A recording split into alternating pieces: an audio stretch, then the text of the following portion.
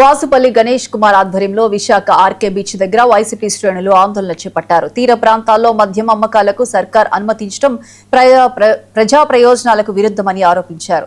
మద్యం విక్రయాల వల్ల శాంతి భద్రతల సమస్యలు తలెత్తడంతో పాటు మహిళల భద్రతకు ముప్పు ఏర్పడే అవకాశం ఉందని ఆందోళన వ్యక్తం చేశారు. పర్యాటకం పేరుతో సంస్కృతిని దెబ్బతీసే నిర్ణయాన్ని ప్రభుత్వం వెంటనే వెనక్కి తీసుకోవాలని డిమాండ్ చేశారు.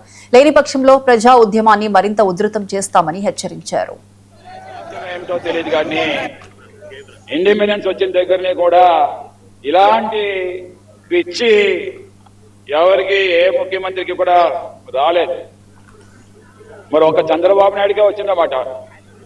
ఏంటో ఈ కల్చర్, బీచ్ కల్చర్ లో మందు బాబులు పెంచుతారంట, బీర్లు అమ్ముతాడంట, వైర్లు అమ్ముతాడంట, లిక్కర్ అమ్ముతాడంట. దానివల్ల ఎకానమీ పెరుగుతుందంట. సంపద సృష్టి చేత కావట్లేదు. ఏమి ఫోజులండి, మైకి పట్టుకొని సభల్లోని బిఫోర్ ఎలక్షన్స్ సంపద సృష్టికి నేనే అనుకోని ఇంకా మరి పవన్ కళ్యాణ్ అని ఇంకా చెప్పనవసరం లేదు. మరి ఈరోజు సంపద సృష్టి జీరో, బీర్లు అమ్ముకునే పరిస్థితి చంద్రబాబు నాయుడికి వచ్చింది. ముష్టి తాగినోడి దగ్గర చచ్చిపోతే